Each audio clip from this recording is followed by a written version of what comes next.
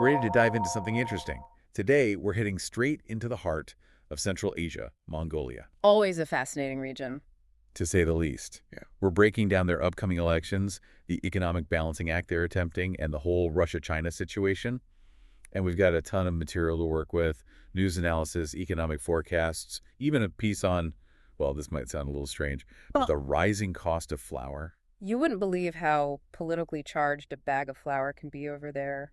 Really speaks to the anxieties people have about the economy. Yeah, it's like this unexpected window into some much bigger issues. So, to set the scene, Mongolia is at this really critical point.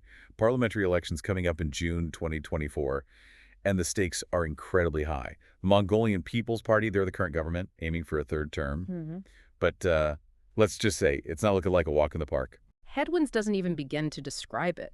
The opposition, primarily the Democratic Party, they're really capitalizing on the discontent. Obviously, the economy is a major battleground. But on top of that, you've got these widespread allegations of corruption and a feeling that the government's lost touch with the everyday people. And this is where we bump into this whole resource curse problem. It comes up a lot in the articles we're looking at. Basically, it's this weird paradox where countries loaded with natural resources like Mongolia often end up struggling with unstable economies, corruption, sometimes even conflict. Think about countries completely reliant on oil, for example. It's rarely a recipe for stability. Right. And Mongolia is desperate to avoid that fate. I mean, they're practically sitting on a gold mine, literally, of copper, coal, all sorts of minerals. The question is, can they actually use that wealth to benefit everyone? That's where this idea of a national wealth fund comes in. The government's pitching it as a way to manage all that revenue, long-term development, diversifying the economy. But not everyone's sold. To put it mildly, the opposition is already calling it a potential slush fund just waiting to be abused. And honestly, considering one article compared some of the current government's tactics to, well, the Kremlin, that skepticism is understandable. Yeah, that's not exactly a ringing endorsement. And then you factor in the geopolitical realities here. You've got Russia on one side, China on the other. It's an incredibly delicate balancing act for Mongolia. Okay, so let's zoom in on these elections for a sec. One thing that really struck me was the focus on individual personalities, even more so than specific party platforms. It's like a clash of the titans with the fate of the nation hanging in the balance. Yeah, it's a very personality-driven political landscape. You've got Prime Minister Oyunadin, who's been pushing this whole reform agenda, trying to tackle the corruption, diversify the economy, that sort of thing. Of course, his critics will tell you it's all talk.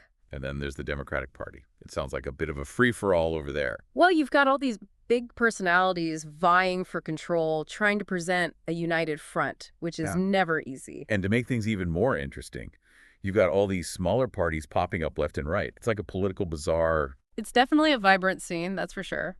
But there's this added layer of tension this time around. Nobody's forgotten about the 2008 election riots. Oh, wow, right. Those were intense. Fueled by allegations of election fraud, and given the current economic anxieties and the whispers of corruption, well, let's just say some people are worried history might repeat itself. 2008 feels like a lifetime ago, but Mhm. also a very stark reminder of how quickly things can go south. So you got these big personalities, a complex electoral system. What are the sources saying about the actual issues driving voters to the polls? What are people most concerned about? Honestly, it's a mixed bag. Obviously, the economy is front and center. That's a given. But you've also got concerns about corruption, the environment, even things like traffic jams in Ulaanbaatar. Wait, seriously, traffic jams are a major election issue. It sounds trivial, right? But it speaks to this deeper issue of rapid urbanization and the problems that come with it. Ulaanbaatar, the capital, it's bursting at the seams with people leaving the countryside looking for better opportunities. But the city's infrastructure, it's really struggling to keep up. So you have these epic traffic jams, housing shortages, all this mounting frustration. So you're saying a traffic jam in Ulaanbaatar is actually a symbol of all of Mongolia's struggles? In a way, yeah. It represents these broader challenges of managing rapid growth, finding that balance between urban and rural needs, making sure everyone benefits from development, not just a select few. Mhm. And of course, there are always whispers about those traffic jams being made even worse by shady land deals, corruption, all that. Wow, so traffic jams. Not just annoying, but potentially a sign of much deeper issues. Fascinating. Okay, but we have to talk about the elephant in the room.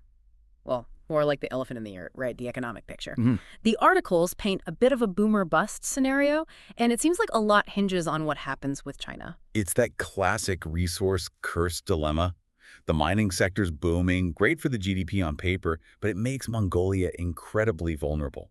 If the price of copper or coal drops, the whole country takes a hit. And let's be honest, with China's economy slowing down, there's a lot of uncertainty. It's like they're riding this economic roller coaster, and nobody knows what's around the next bend, in a nutshell. And that's exactly why diversifying their economy is so important. It's a recurring theme in everything we've been looking at. They can't rely on mining forever. That's where this national wealth fund comes into play, at least in theory. The idea being to channel some of that mining wealth into other sectors, right? I saw mentions of tourism, agriculture, even renewable energy. What's the potential there? Huge, at least on paper. I mean, imagine Mongolia, this land of vast steppes and endless blue skies, becoming an ecotourism paradise. Or those plains covered in wind turbines, generating clean energy. Then you've got the agricultural potential. As climate change makes traditional nomadic herding more difficult, they're going to need to adapt. So this National Wealth Fund, it's make or break for Mongolia's future. It could be. But it all comes down to how it's implemented. Transparency, good governance, that's what's going to determine if this is a game changer or just another empty promise. And that's something Mongolia has struggled with. Yeah, we can't talk about Mongolia without addressing the corruption issue. The sources definitely don't shy away from it. And for good reason. It's a major problem holding them back in so many ways. Transparency International ranks them incredibly low on their Corruption Perceptions Index. That scares away foreign investors, erodes the public's trust. It's a vicious cycle. It's like they're stuck in this trap. Corruption discourages the investments and development they desperately need, which just fuels more instability. Then people become even more willing to cut corners, and around it goes. Exactly. It's a tale as old as time, unfortunately, especially for countries with valuable resources. But here's where it gets interesting. Even the government seems to be acknowledging the problem, at least to some degree. They're trying to address it. The National Wealth Fund is one example, but then there's this really interesting idea they're floating about selling copper concentrates on a commodity exchange. They think it'll increase transparency. Okay, hold on. Copper concentrates, commodity exchange. I'm going to need you to break that down for me, preferably like I'm 5. All right, so imagine you're selling lemonade instead of copper. Instead of just selling it on your street corner, you decide to sell it at a big lemonade stand in the park. Everyone can see the price, who's buying, everything's out in the open. That's kind of the idea here. So by making these copper sales public, it'll be a lot harder for corrupt officials to skim off the top or make shady deals. Exactly. It's a risky idea, but it shows they're at least trying to get creative about fighting corruption. And that desire for transparency, it might also be a side effect of this whole geopolitical balancing act they're doing between Russia and China. Yes.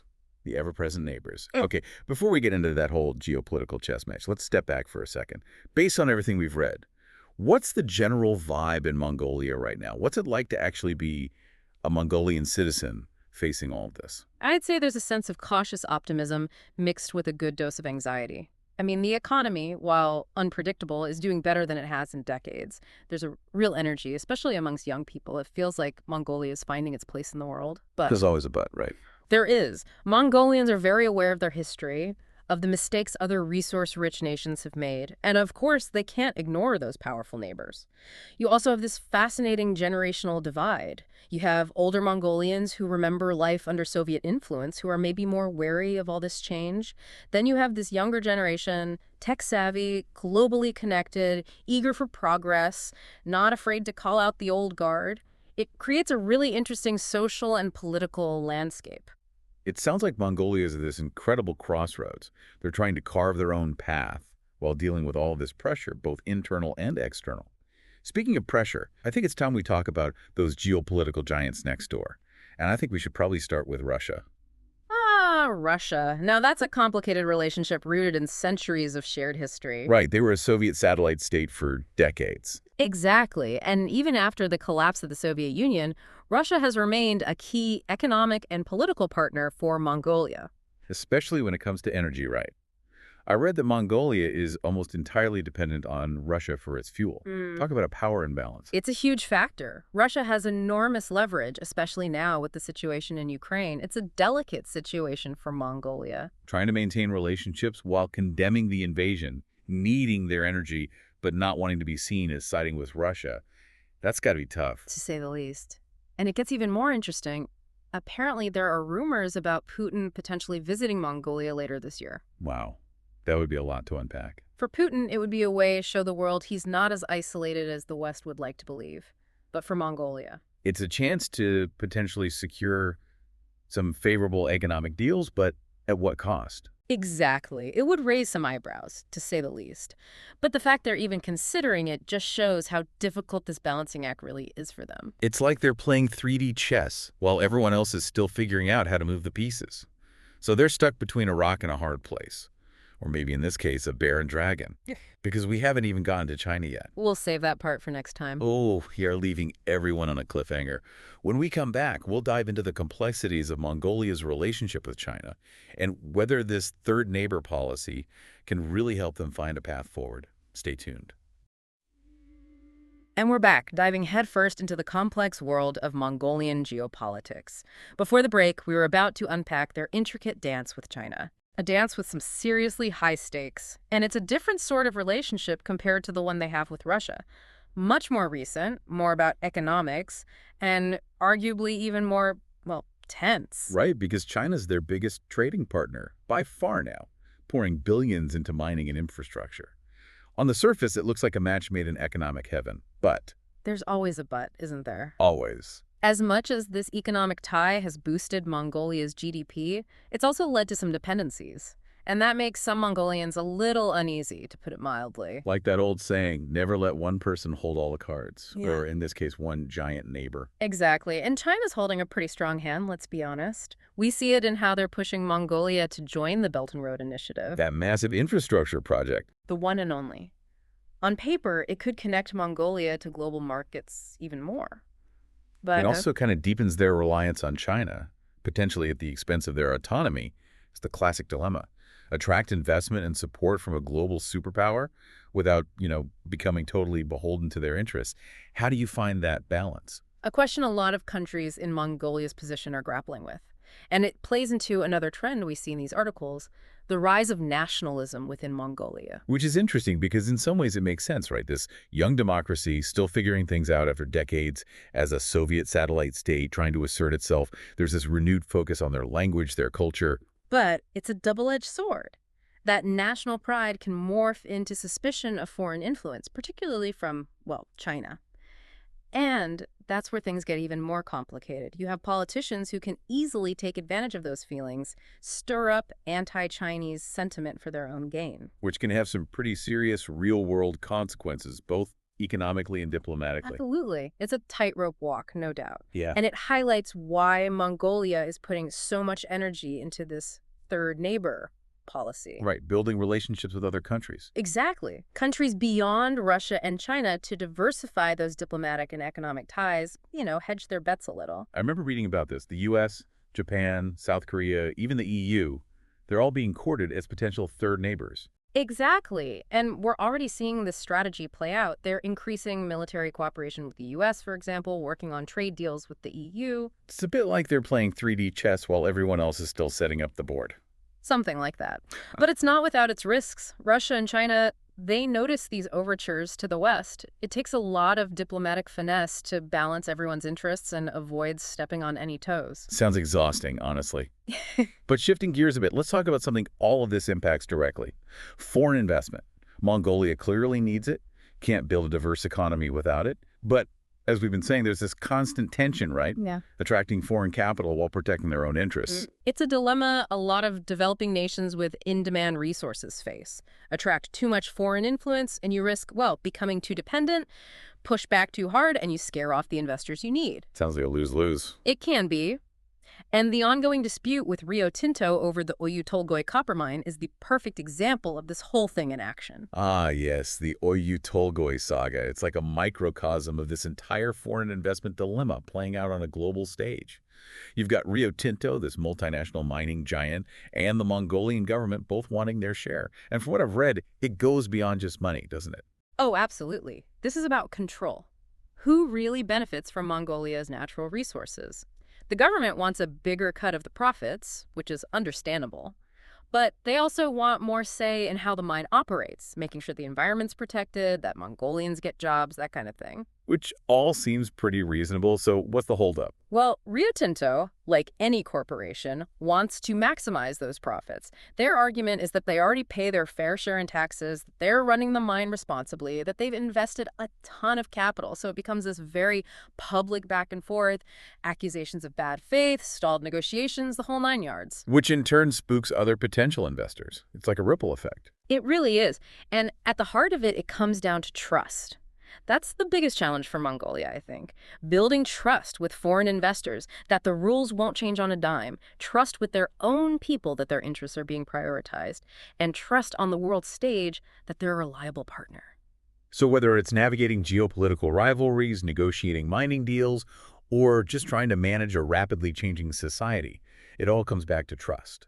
And as we've already established, trust is a fragile thing. And it's made even more complex by these existing issues, particularly corruption. If Mongolia wants to be a serious player, that's something they're going to have to address head on. Which brings us back to those upcoming elections. Whoever wins is inheriting this whole tangled web of issues, right? Relationships with Russia and China, foreign investment, internal struggles with corruption, not to mention building a more stable and diverse economy. It's a tall order for anyone. But let's not forget, Mongolia has a knack for resilience. They've faced down challenges before, adapted, and come out stronger. So there's hope.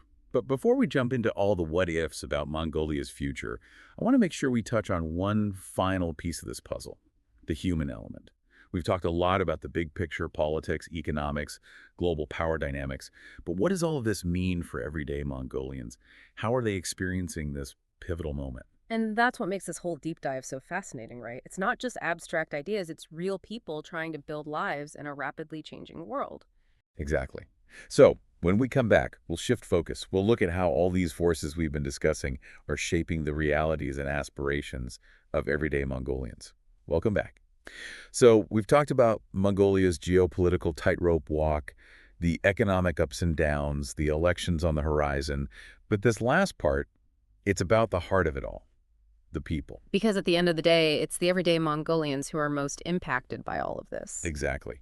So based on what we've been reading, what's the view like from the ground? What are some of the key themes that emerge about the challenges, the aspirations, all of that? Well, one thing that really stands out is this tension between tradition and modernity, especially as more and more people move to the cities. Right. Ulaanbaatar, the capital, it's like a microcosm of this whole dynamic. Exactly. You have all these people leaving the countryside hoping for better opportunities, but that rapid growth, it puts a strain on everything. Housing, jobs, the infrastructure, even the air quality. We talked about those epic traffic jams earlier, how they represent these growing pains.